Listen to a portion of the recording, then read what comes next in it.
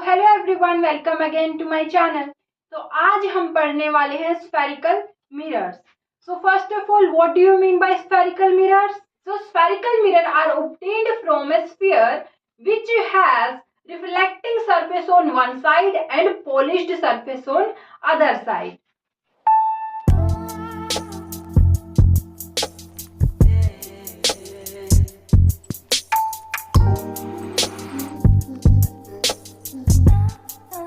So देखिए, if we look at the definition of spherical mirror, then the mirror obtained या फिर cut out from a sphere having smooth reflecting surface on one side and well polished surface on other side. हमारा देखो, अगर कोई sphere है like this, तो हमारा देखो, अगर मैंने बोला कि अगर जो इसका इनर सरफेस है, इनर सरफेस कैसा है? रिफ्लेक्टिंग, और आउटर सरफेस कैसा है? पॉलिश्ड। आउटर सरफेस कैसा है? पॉलिश्ड है, राइट। अगर मैं दूसरे टाइप का यहाँ पर स्फीयर लेती हूं, मैंने बोला इसका जो इनर सरफेस है वो पॉलिश्ड है और जो आउटर सरफेस है वो कैसा है? रिफ्लेक्टिंग है। आउटर सरफेस कैसा है? रिफ्लेक्टिंग। अगर हम यहाँ पर बात करें तो जो हमारा इनर सरफेस है, इनर सरफेस कैसा है? रिफ्लेक्टिंग। और जो आउटर सरफेस है वो कैसा है? पॉलिश्ड। और अगर यहाँ पर हम देखें तो जो हमारा इनर सरफेस है वो कैसा है? Inner surface is polished. And if we look at the outer surface, तो आउटर सरफेस कैसा है? यहाँ पर आउटर सरफेस है रिफ्लेक्टिंग स्मूथ सरफेस, राइट।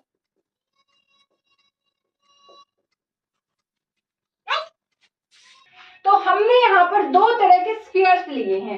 एक ऐसा स्फीयर है जिसका इनर सरफेस रिफ्लेक्टिंग है और आउटर सरफेस पॉलिश्ड है, और दूसरा स्फीयर लिया है जिसका इनर सरफेस पॉलिश्ड है और आउटर सरफेस रिफ्लेक्टिंग है। अब अगर हम इसका कोई टुकड़ा काट लेते हैं, इन स्फीयर्स में से क्या करें, कोई टुकड़ा काट लेते हैं, तो वही मिरर हमारा कैसा होगा? स्फेरिकल मिरर होगा, क्योंकि वो एक स्फीयर से बना है और उसके अंदर मिरर की प्रॉपर्टीज प्रेजेंट है। कौन सी प्रॉपर्टीज मिरर की? Reflecting property. देखो यहाँ पर रिफ्लेक्टिंग सरफेस है, यहाँ पर कौन सा है? जो आउटर सरफेस है वो रिफ्लेक्टिंग सरफेस होगा। तो जो सबसे इंपॉर्टेंट बात है वो क्या है कि जो हमारे स्फेरिकल मिरर्स होते हैं, दोज आर 3 डायमेंशनल मिरर्स। तो अब हम डिस्कस करते हैं कि कितने टाइप के स्फेरिकल मिरर हमारे पास होते हैं। देखिए, अगर मैं यहां से एक पोर्शन कट कर लेती हूँ, अगर मैं इस स्फीयर से इस तरीके से एक पोर्शन कट कर लेती हूँ, ठीक है। अब आप बोलोगे मैम यही क्यों कर रहे हो, आप इधर से कर लो। ठीक है, हम इधर से कर लेते हैं, या फिर आप इधर से ऐसे कर लो। कोई भी पोर्शन आप कट कर सकते हो, यहाँ नीचे से ऐसे कर सकते हैं। लेकिन यहाँ पर एक कॉमन बात क्या है? सबसे कॉमन बात क्या है कि जो हमारा रिफ्लेक्टिंग सरफेस है, ये वाला सरफेस, ये रिफ्लेक्टिंग सरफेस है। अगर इधर से कट करेंगे तो ये रिफ्लेक्टिंग सरफेस होगा। जो हमारा रिफ्लेक्टिंग सरफेस है वो अंदर की तरफ मुड़ा हुआ है। देखिए, हमारा रिफ्लेक्टिंग सरफेस कैसा है? अंदर की तरफ मुड़ा हुआ है। अगर इधर देखें तो यहाँ पर भी ऐसे ही होगा। रिफ्लेक्टिंग सरफेस हमेशा ही क्या है? अंदर की तरफ मुड़ा हुआ है। तो जो हमारा रिफ्लेक्टिंग सरफेस अंदर की तरफ घुमा हुआ होता है, रिफ्लेक्टिंग सरफेस क्या है? अंदर की तरफ घुमा हुआ होता है। ऐसे स्फेरिकल मिरर को हम बोलते हैं concave mirror, concave spherical mirror.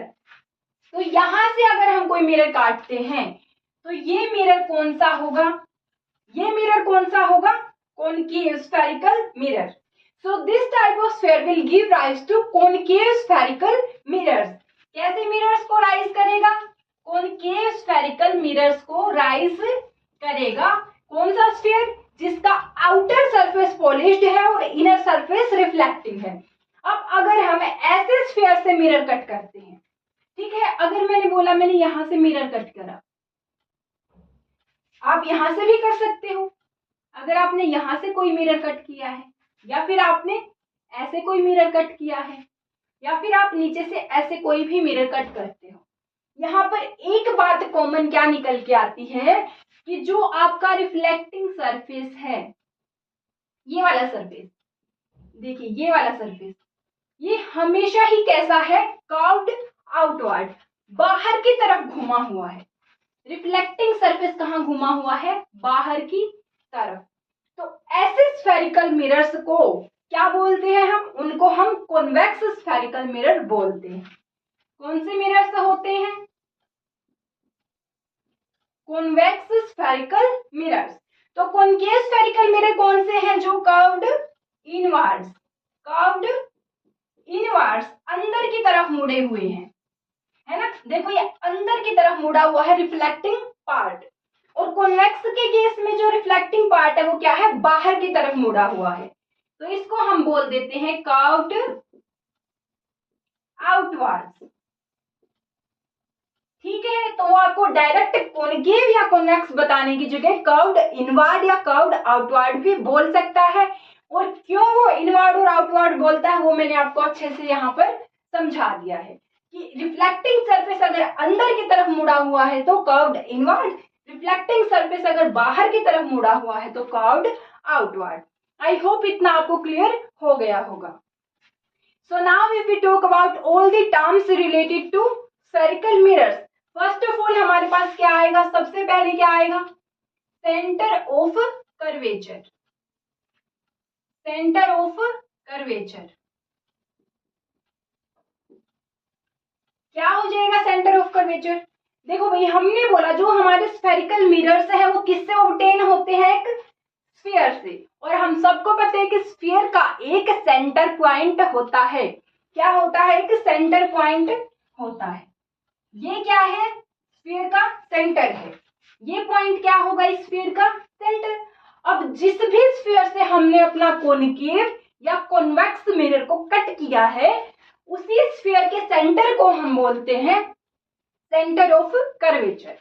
क्या बोलते हैं, सेंटर ऑफ कर्वेचर। इसको डिनोट किससे करते हैं, डिनोट करते हैं कैपिटल सी से। ठीक है, तो अब जो ये सेंटर है, सेंटर से लेकर के जो हमारा मिरर का सरफेस है, सेंटर से लेकर के जो मिरर का सरफेस है, ठीक है, ये डिस्टेंस क्या हो जाएगा, रेडियस हो जाएगा।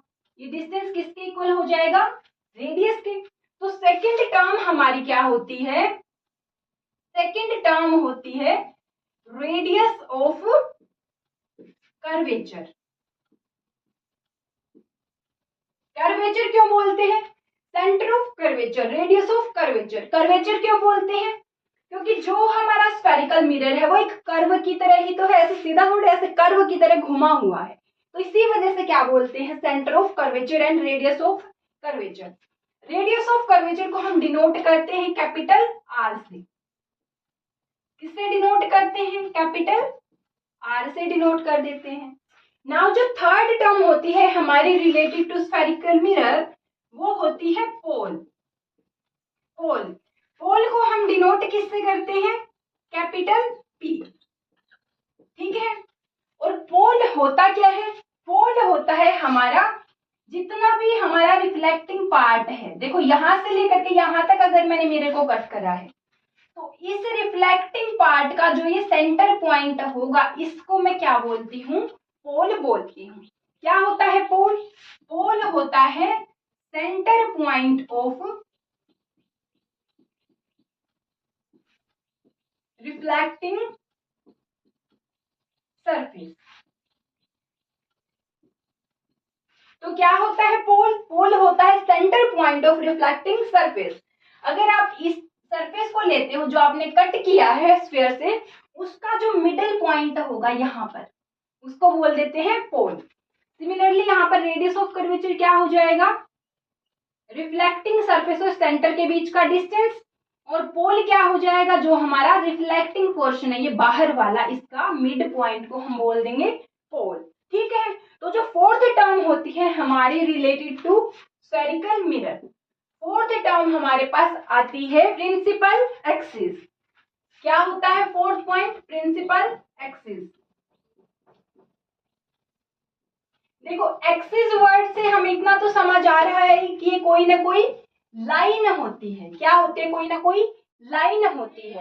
जो लाइन सेंटर ऑफ कर्वेचर और पोल से पास हो रही होती है, दोनों से, उसी लाइन को हम बोलते हैं प्रिंसिपल एक्सिस। देखो, जो लाइन सेंटर ऑफ कर्वेचर और पोल से पास होती है, सेंटर ऑफ कर्वेचर और पोल से पास होती है, उस लाइन को हम क्या बोलते हैं? Principal axis. कहां से पास होगी? Passing through centre of curvature and pole. कहां से पास होगी? Centre of curvature and pole से पास होगी। I hope all these four terms related to spherical mirrors are clear to you. Now हमारे पास जो फिफ्थ टर्म आती है, that is focus point. अब उस फोकस पॉइंट को समझने के लिए हमें अपने मिरर की एक अच्छी सी क्लियर इमेज बनानी पड़ेगी। So let's do this.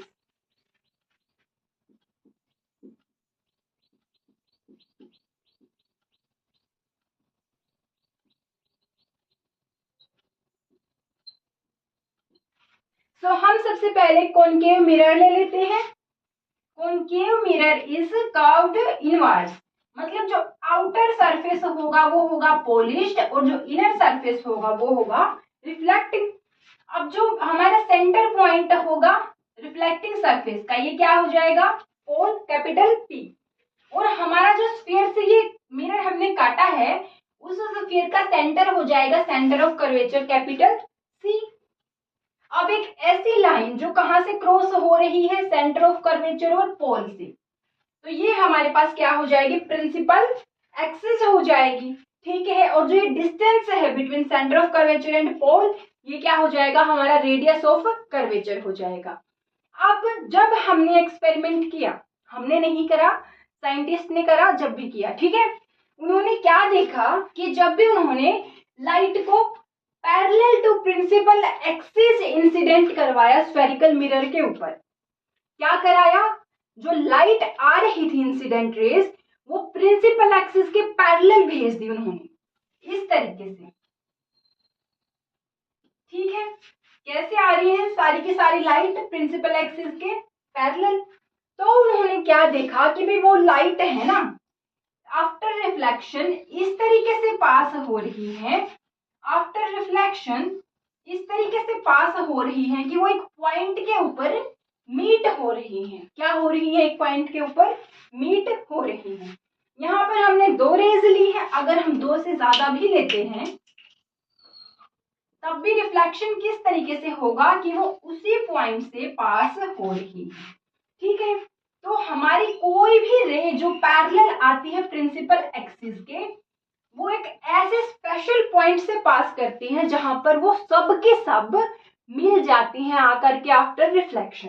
तो एक ऐसा पॉइंट जहां पर सारी की सारी इंसिडेंट लाइट जो प्रिंसिपल एक्सिस के पैरेलल आ रही होती हैं, आफ्टर रिफ्लेक्शन मीट होती हैं, उसी पॉइंट को हम बोलते हैं फोकस पॉइंट। अगर हम इसकी डेफिनेशन देखें तो focus is a point on principal axis. जो फोकस है वो हमेशा प्रिंसिपल एक्सिस के ऊपर ही लाई करेगा। तो focus is a point on principal axis from which the incident rays parallel to principal axis meets after reflection from a spherical mirror.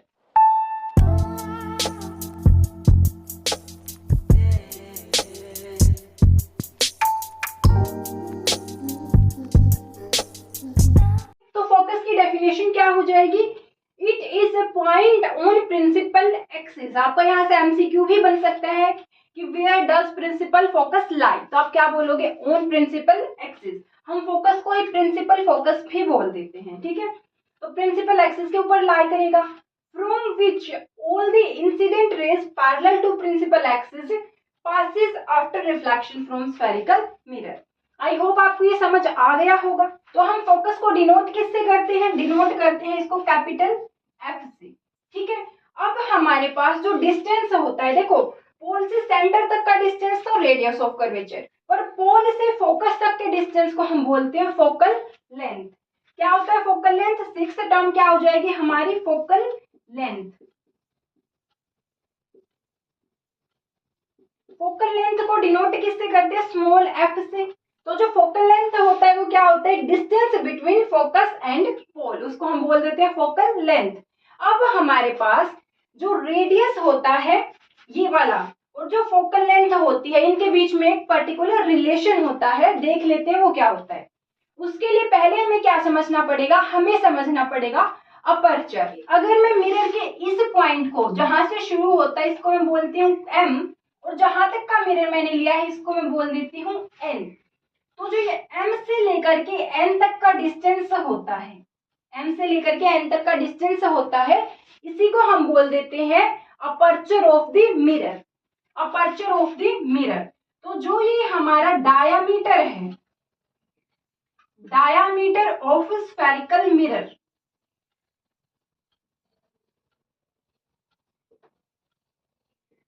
इसी को हम क्या बोल देते हैं, इसी को हम बोल देते हैं अपर्चर। क्या बोल देते हैं हम इसको, अपर्चर।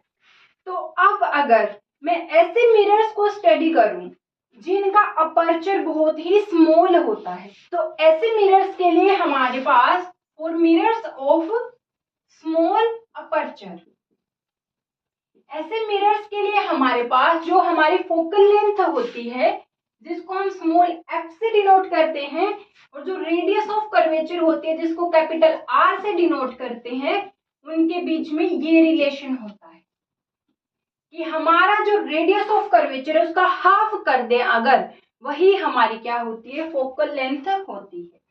तो जो हमारा, माना हमने रेडियस ऑफ कर्वेचर इतना है 50 सेंटीमीटर, तो एग्जैक्ट 25 सेंटीमीटर इसके सेंटर पे हमारी क्या हो जाएगा, फोकस बनेगा, और ये वाला डिस्टेंस जो फोकस से पोल तक का होगा वो क्या हो जाएगा, फोकल लेंथ। मतलब यहां से हमें क्या समझ आता है, इस इक्वेशन से हमें क्या समझ आता है, इससे हमें समझ आता है कि जो फोकस पॉइंट होता है वो किसको बाइसेक्ट करता है, बाइसेक्ट रेडियस ऑफ कर्वेचर।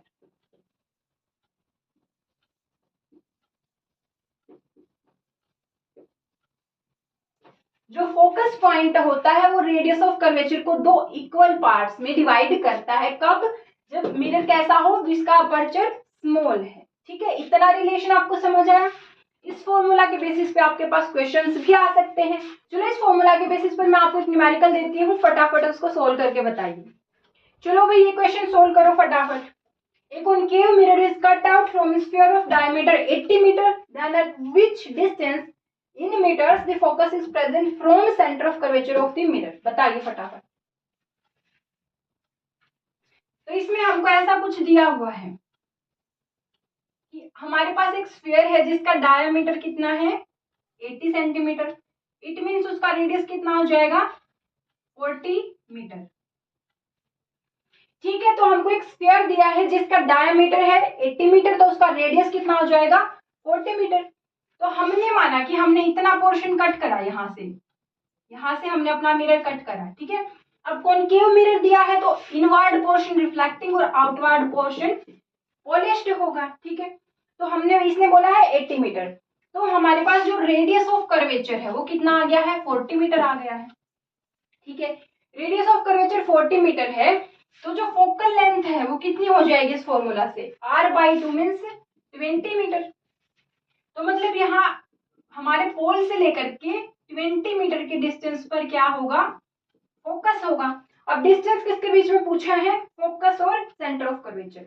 अब टोटल 40 है और इसके बिल्कुल बीच में फोकस होता है, तो यहाँ से भी कितना डिस्टेंस पे हो जाएगा 20 मीटर। आंसर आ जाएगा, क्या आ जाएगा 20 मीटर। कॉन्सेप्ट क्लियर हो चुका होगा आप सबको। अगर आपको ये वीडियो पसंद आया तो इसको लाइक करें, शेयर करें और सब्सक्राइब करें, और अच्छे से पढ़ते रहें। Bye bye.